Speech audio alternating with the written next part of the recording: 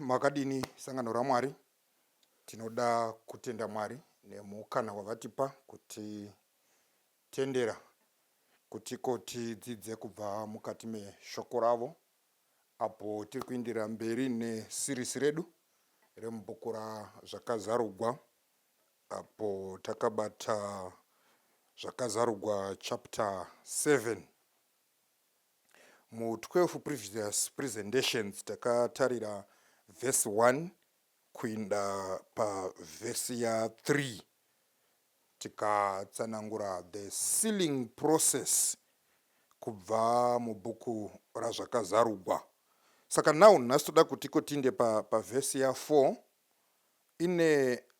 iri kutaura pamusoro pe-sealing but ine issue imwe yairi kuti introduce kwairi ndo yatakuda kutiko titarire, the issue ye 144,000 ndo yatoda kutarira. Saka nhasi ndo yatakuda kuti titange iko zvino kutarira that issue ye 144,000.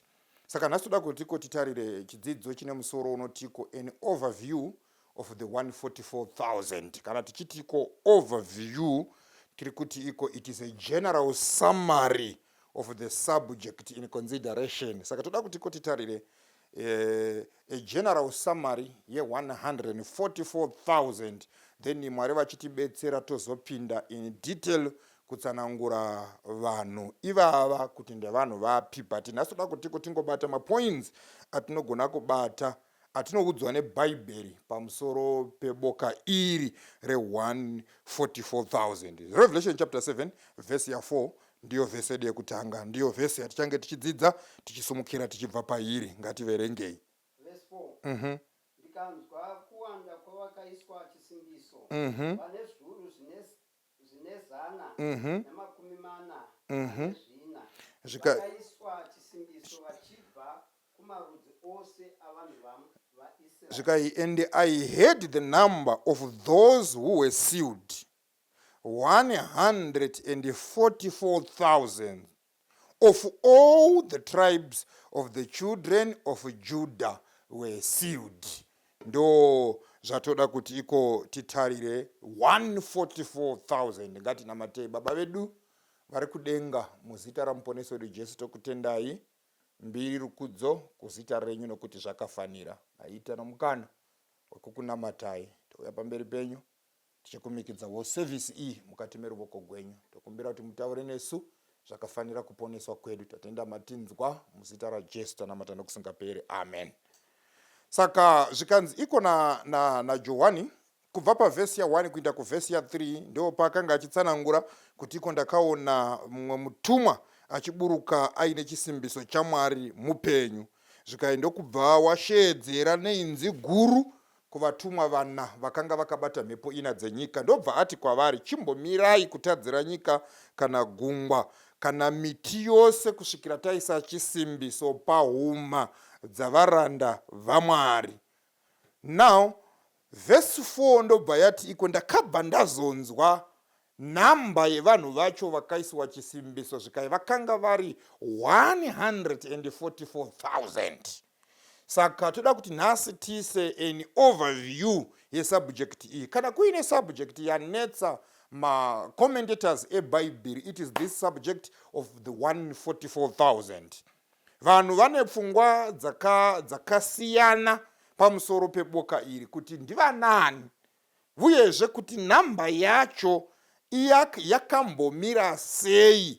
Is it a literal number or is it a symbolic number? Mibvunzo ina vanhu iyoyo, and ma-commentators they have parted ways pakuedza kutsanangura kuti iko who are these people. Saka iko zvitoda kuti iko Mwari vachitibetsera, we just want to give an overview yekuti iko vanhu ava, yekuti bhaibheri rinoti kudii pamusoro pavanhu ava. Tisati tanyanya kutambura stereki pamusoro pekuti iko ndivanani, tisati tanyanya kutambura stereki nekuti iko namba yacho iri literal here kana kuti iri symbolic. We will get into those issues, but iko zvinotoda kuti iko timbotaura kuti iko what does the Bible tells us about the 144,000. Point yekutanga yatinoudzwa nebhaibheri ndeyekuti iko 144,000 are those who are going to be sealed.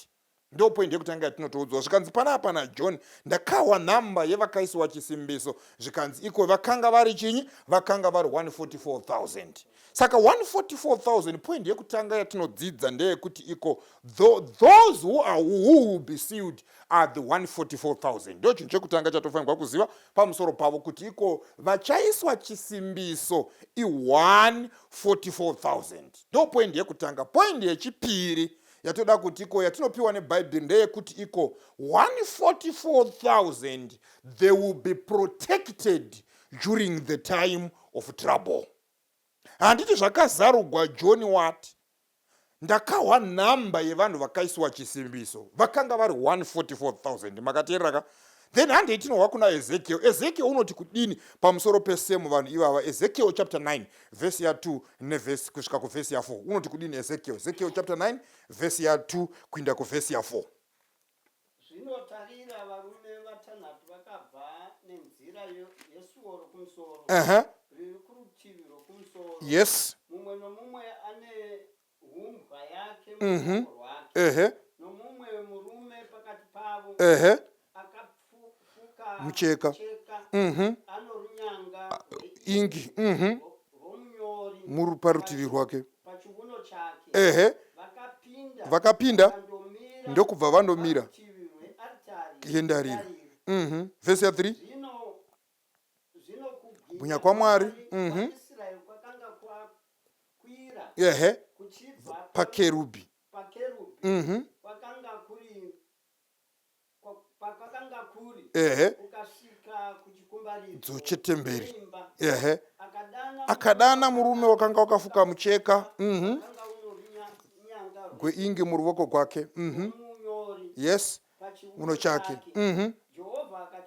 Listen zvaakaudzwa mutumwa uyu ndobva anzi kudini pfuura napakati peguta napakati peJerusarema uise chiratidzo pahuma dzavanhu vanogomera nokuchema pamusoro pezvinonyangadza zvinoitwa mukati maro. Saka zvikanzi iko saka zvatiri kupiwa panapa takazvitsanangura in detail in past presentations ndezvekuti iko the chapter 9 yaEzekiel iri kutsanangura the sealing process, but iri kuti iko ndakabva ndaona mumwe mutumwa uyu yamuti murume, umwe murume akanga akapfuka mucheka aine runyanga gweingi pachiuno chake.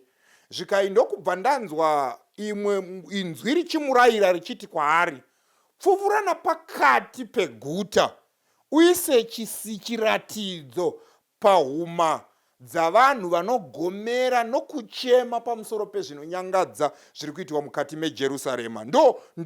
That is the sealing process yatakanga tichitsanangura inoyi ndo yatiri kupiwa panapa naEzekiel chapter 9, because kana mukaverenga Testimony to Ministers page 444 Ellen White unoti iko the sealing of the servants of God is the same that was shown to Ezekiel in vision. Saka kuti iko usarashika kubata Ezekiel unonoibatanidza na chapter 7 yazvakazarugwa. Because Ellen White uri kuti iko zvakaratidzwa John kuna chapter 7 ndio zvakaratidzwa Ezekiel kuna chapter 9. Saka chapter 9 ya Ezekiel na chapter 7 ya Revelation i1 chuno. Saka kuna chapter 7 ya Revelation tiri kunzi iko indai munoisa chisimbiso pahuma dzavaranda vaMwari. Kuna Ezekiel kuri kunzi indai munoisa chiratidzo. Saka zvazvinoreva ndezvekuti iko chiratidzo chekuna Ezekiel ndiyo siu yekuna Revelation chapter 7 makateerera. Saka pana pari kunzi iko indai munoisa chiratidzo kureva kuti kuri kunzi kudini, kuri kunzi iko indai munoisa siu pahuma dzavaranda vaMwari makateerera chechika. Saka now after siu yaiswa, saka chapter 9 yaEzekiel verse 2 to verse ya 4 iri kutsanangura the sealing process. But soon after the sealing process iwai zvakaudzwa vaya varume vava vakamboonekwa vakabata mabattle axe vaya vakanziko chimbomirai kunoku vatumwa vanziko regai kutadzira nyika kana gungwa kana miti kusvikira taisa chisimbiso pahuma dzavaranda vaMwari. Kuna Ezekiel varume vakanga vakabata mabattle axe vakambomisiwa vakamira kusvikira uyu murume akanga aine nhankire uyu akanga aine runyanga gweingi ambotanga aenda mberi. Saka the guys with the battle axe vakanga vaine hubwa vakanga varipo vakamira. Pavakabuda vari 5, 1 pakati pavo ndiye akanga aine writers ingihoni, vamwe vakanga vaine battle x. Saka akanga aine writers ingihoni ndiye akatanga kutungamira ndokubva waenda mberi. Vakomana vakanga vaine mabattle x ndokubva vasara vakamira. Hatina zvatinoudziwa kuti vaite, but vhesi ya2 kusvika kuvhesi ya4 inopa attention yayo kumuchinda akanga aine writers ingihoni.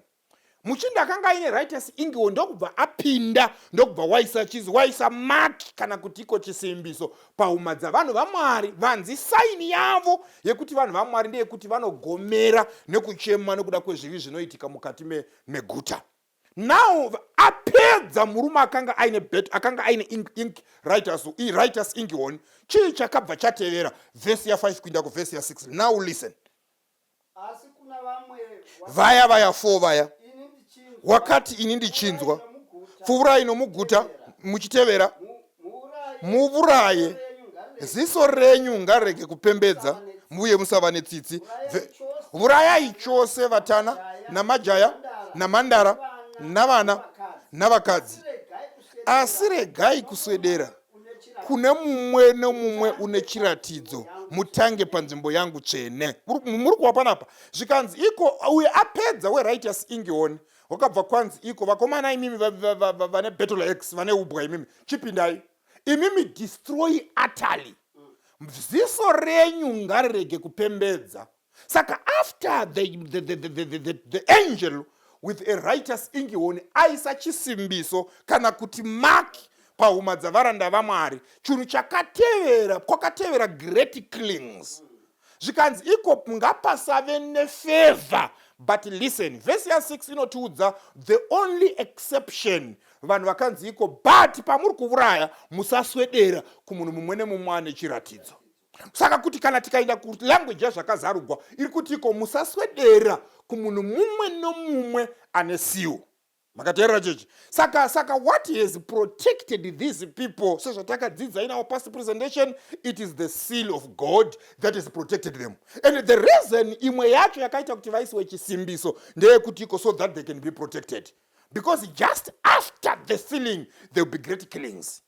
Zvikanzi iko saka a seal imark, saka zvikai a mark is placed upon every of God's people, just as verily as a mark was placed over the doors of the Hebrew dwellings to preserve the people from the general ruin. Review and Herald 6 February 1900. Saka zvikanzi iko panapa vakomana ava vane silo ndivanani ava zvakazarugwa watiudza kuti these are the 144,000. And these 144,000 are those who are going to be protected during the time of trouble. And makateerera vaiswa chisimbiso, vangoiswa chisimbiso, zvikai vakomana vebattle x chipindai, vurayai chose musapembedza. But musiye vanhu voga vane maki vaiswa mark. And ndivanani vaiswa mark ava zvakazarugwa John obva watiti iko ndakawa namba yavakanga vaiswa mark. They are the 144,000. Saka 144,000 are going to be protected during the time of trouble. And etinowa kuti Isaiah unoti kudini chii chavanoitiwa naMwari nemhaka yei vakanga vaiswa mark. These 144,000 vakaiswa mark kuti iko vaprotektiwe. Zvakazarugwa Isaiah chapter 26 verse ya 20. Uyai vanhu vangu, pindai muimba yenyu yomukati, mipfige mikova shure kwenyu, muvande munguva duku kusvikira kutsamwa kwadarika. Verse ya 21. Nokuti chii? Nokuti tarirai Jehovha unobuda panzvimbo yake ya kurova vagere panyika nekuda kwezvivi zvavo. Ichafukura ropa rayo. Saka Isaiah panapa uri kuti iko Mwari unoti kuvanhu vake, enter into thy chambers, shut the doors behind thee, hide thyself until indignation is overpast. Why? Because the Lord cometh out of his place to punish the inhabitants of the earth. Saka the 144,000, these are the people vari kunziko naMwari, uyai mupinde pakavanda. mumbochengetewa pakavanda ndondoda kumbodhila nenyika. Makateerera chechi? Ndosaka kuna Ezekiel kwanzi iko musaswedera pakurova kwenyu, musaswedera kumunhu mumwe nemumwe une maki. Are you following?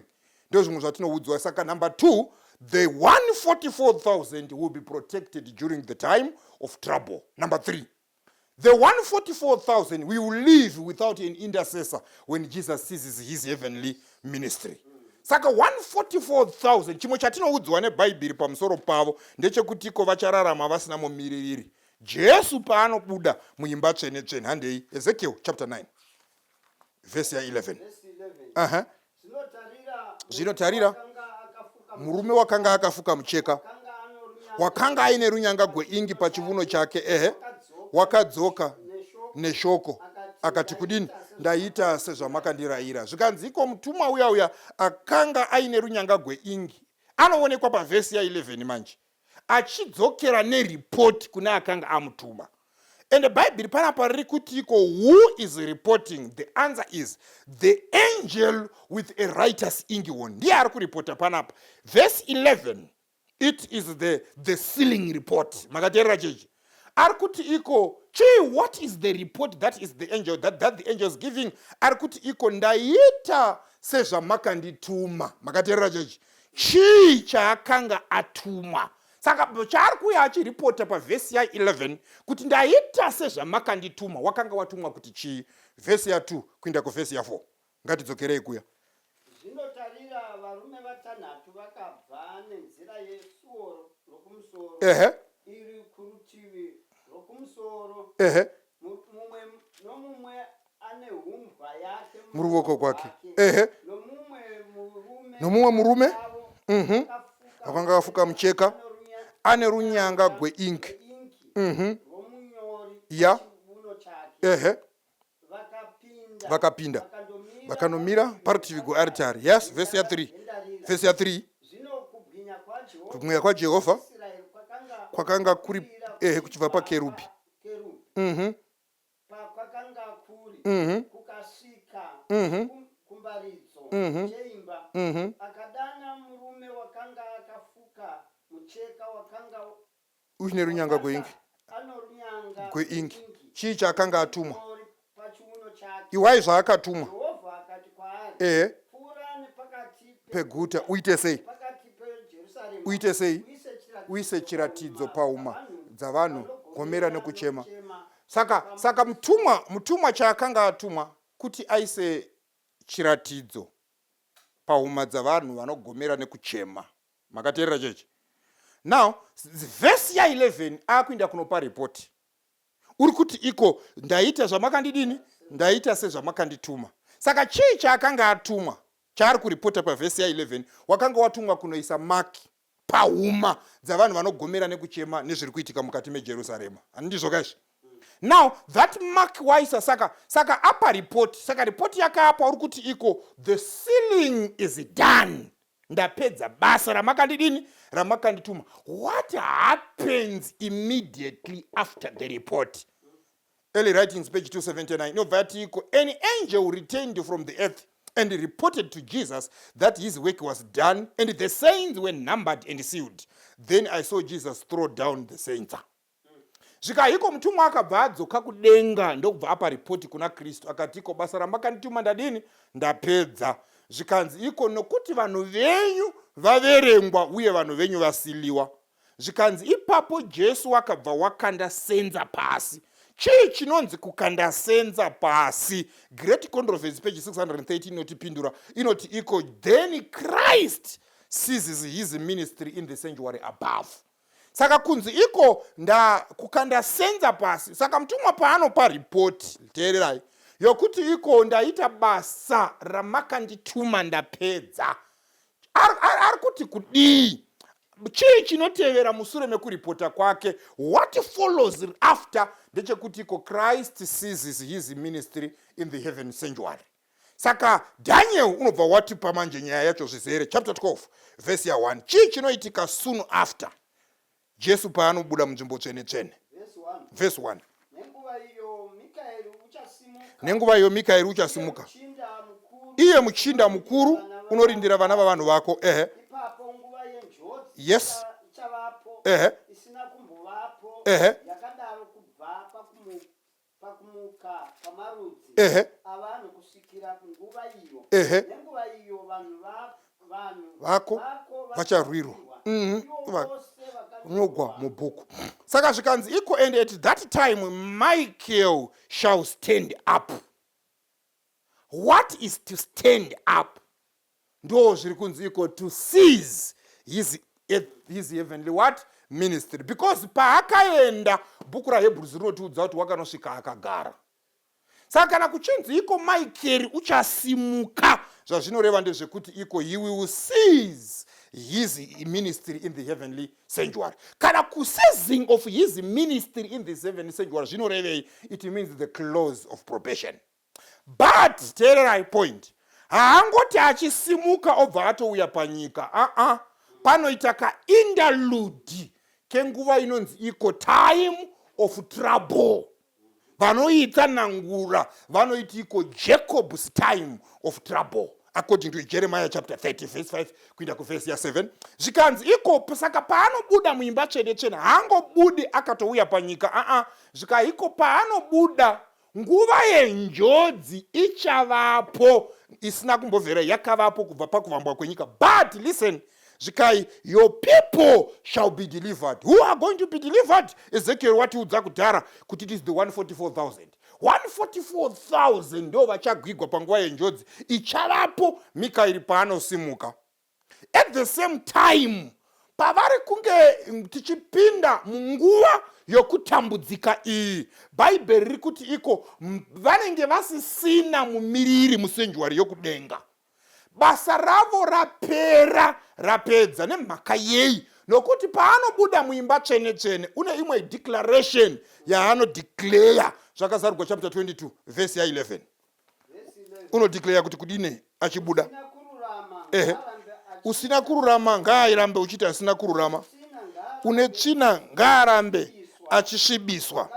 Wakarurama ngaarambe wakarurama. Right? Saka paanobuda ngaaramba ari mutsvene. Saka paanobuda ari kuti iko it is done. Waindikuudzei tine it is done maviri. Tine it is done yomutumwa. Mutumwa ari kuti iko ndaita sezvamakandituma. The work he have assigned me is done. Then Kristu obva atiwo futi achibuda. Mutumwa paanotaura kuti inini basa ramakandipa indapedza. Kristu unobva wati kana iwe wapedza, neniwo ndadini futi panapa? Neniwo ndapedza. Saka kana apedza manje uri kuti iko mutsa wadini? Wavhagwa. Unobva wadeclare woti iko from now mutsvene ngaachiramba ari mutsvene. Wakanaka ngaaramba akanaka. Wakaipa ngaaramba akaipa, because hapachina mumiririri muimba tsvene. Zvatopera. Saka 144,000 vanenge vari right.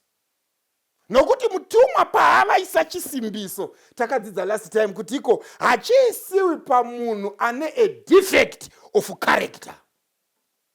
Chaita kuti vaisiwe chisimbiso, it is because their character is not default.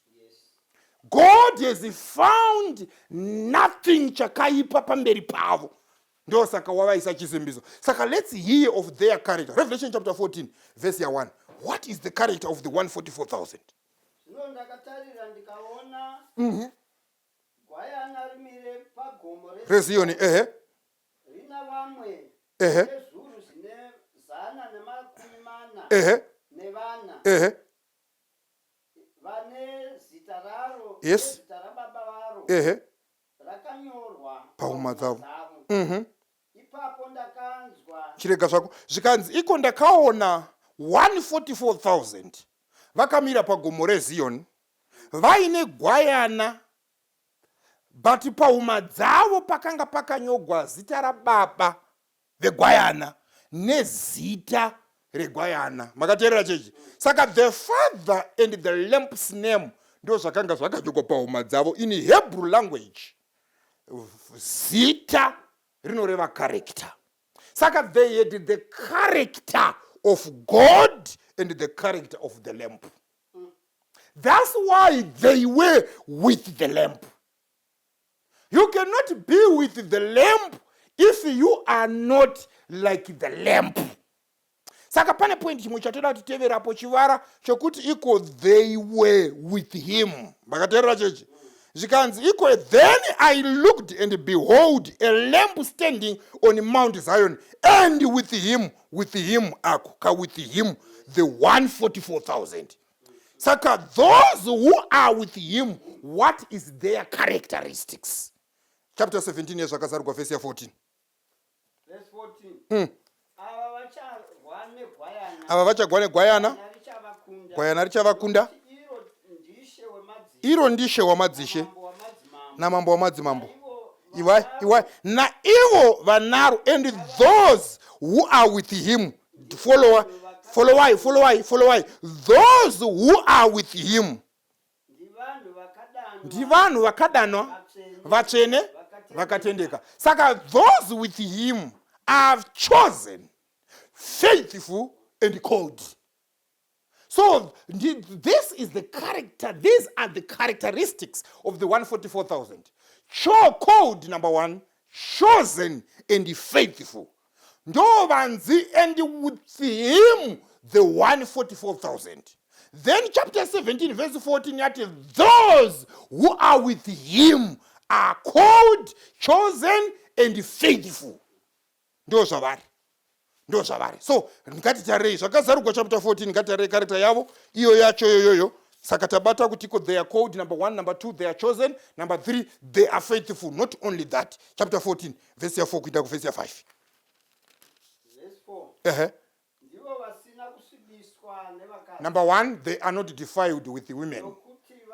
You know chimbobirako tite namakoma acho ndo vasina kusvibiswa navakadzi. Saka munhu asina kusvibiswa navakadzi, in Bible prophecy vakadzi machechi. Makateerera. Saka ava vari kunzi iko ava, they were not contaminated or defiled with the doctrines of churches. Havana kutevedzera nzidziso dzamachechi ava. Vakatevedzera chete dzidziso yegwayana. Iko zvino nyika ino yakazara machechi kudarika vatendi vacho. But kuri kunzi iko 144,000 havana kusvibiswa namachechi. Saka if you want to be among the 144,000, chinhu chekutanga chaunofanirwa kungwarira ndechekuti iko ngwarira kusvibiswa navakadzi, which are churches.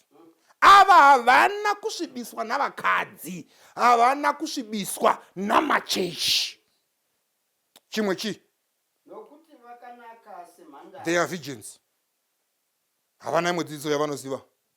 Vanoziva dzidziso yaKristu chete. Makateerera chechi. Havana zvimwe zvavanoziva, vakachena semhandara. Handei chimwe chinotevera, vanotevera gwayana kwese kwarinoenda. Ndo chimwe chinhu chavari vanhu ava. Vanotevera gwayana kwose kwarinoenda.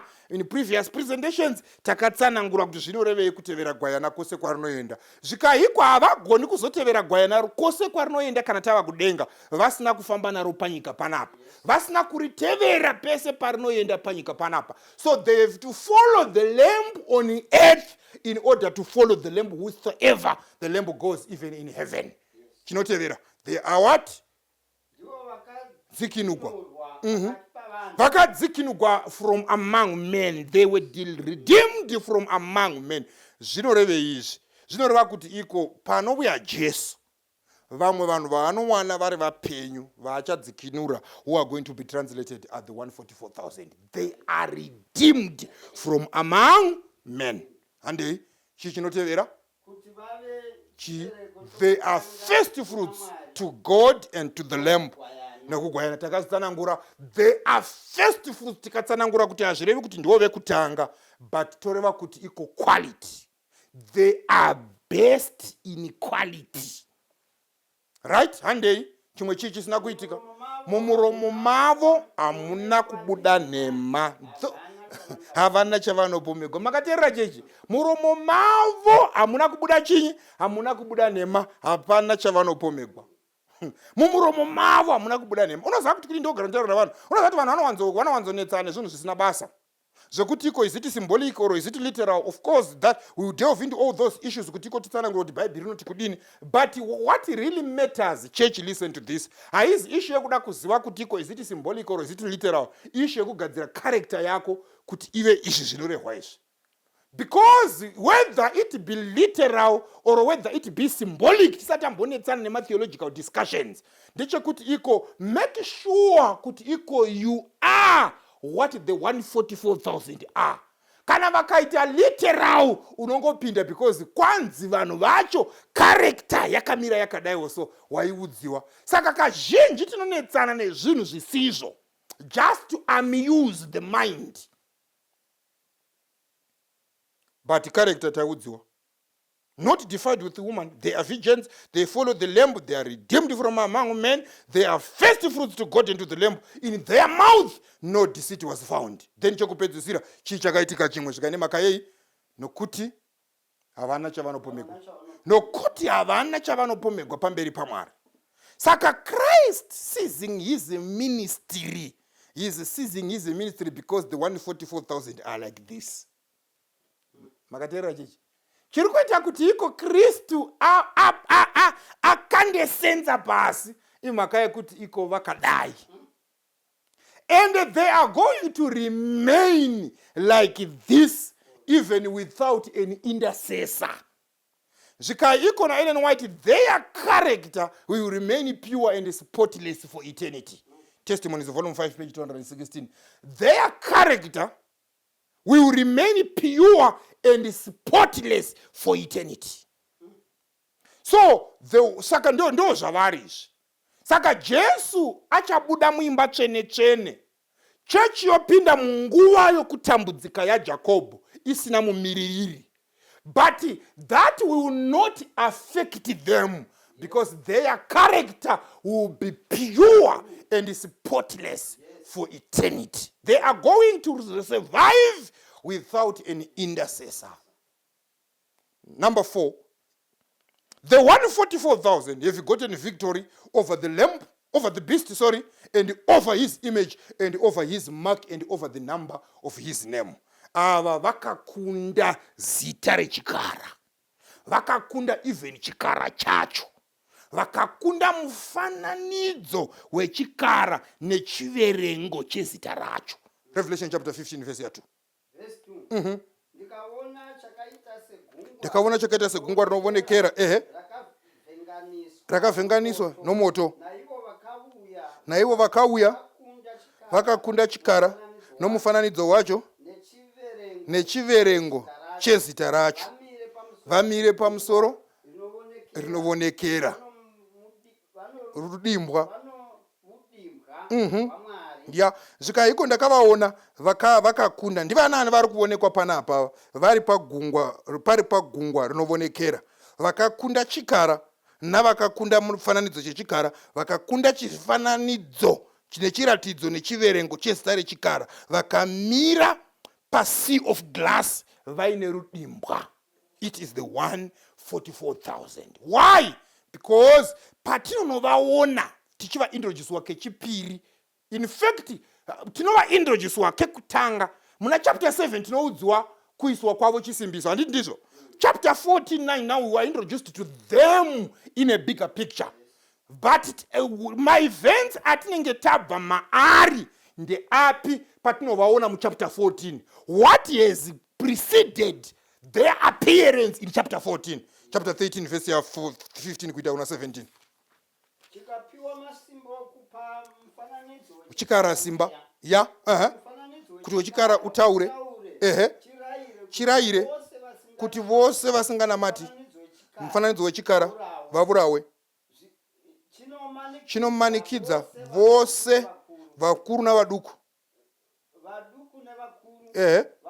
navarombo vakasungunuka navaranda kuti vapiwe chiratidzo muruoko rwavo.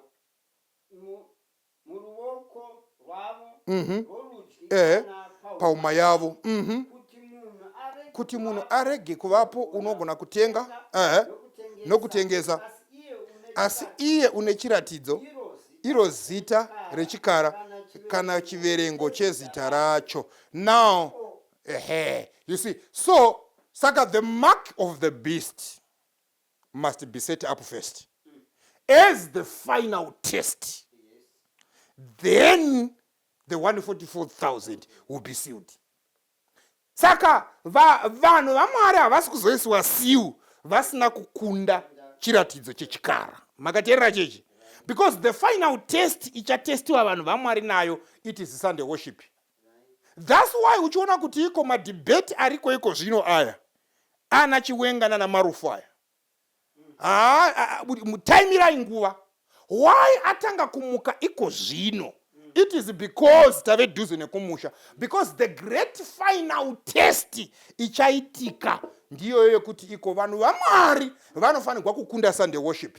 Musafunga kuti it's all about my views nekuti kwai wahwina ndiani wadini ndiani. The church, the world is being prepared to be launched into the final test before God's people are sealed. Saka this Sabbath and Sunday debates are just chokutamba, because the national Sunday law must be set up. Kana Bible chiti iko handina nguva yekuzvitsanangura, ndichazvitsanangura patichasvika kumachapter acho. Kana ichitsanangura the mark of the beast iri kungoreva Sunday worship. Makateerera chechi? Saka kuri kunzi iko ava vakaonekwa apa vakanga vakunda Sunday worship.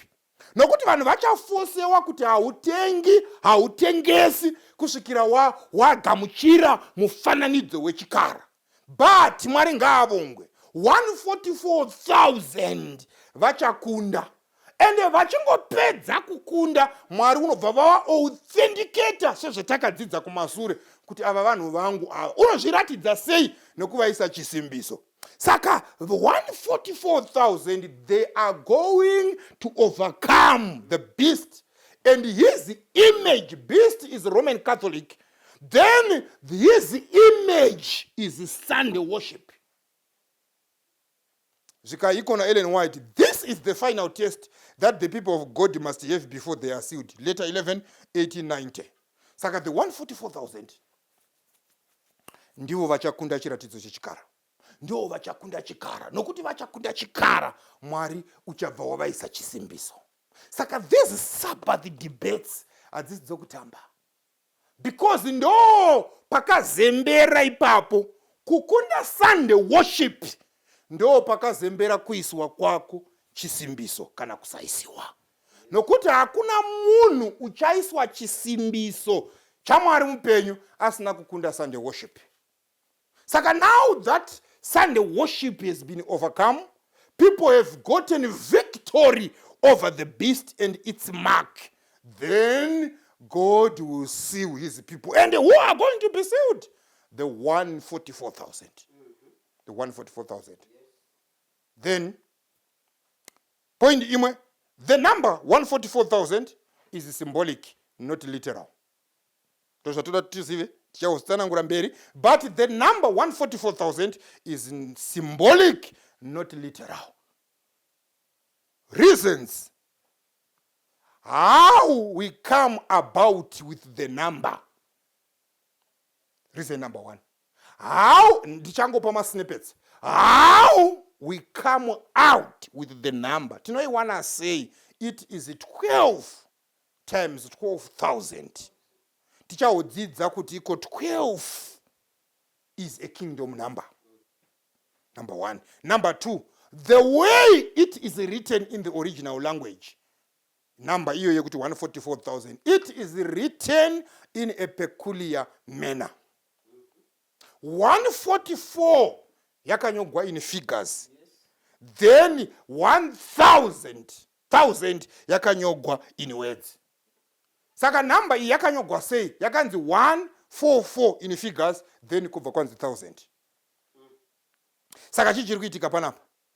God is desiring to draw our attention to the number 144.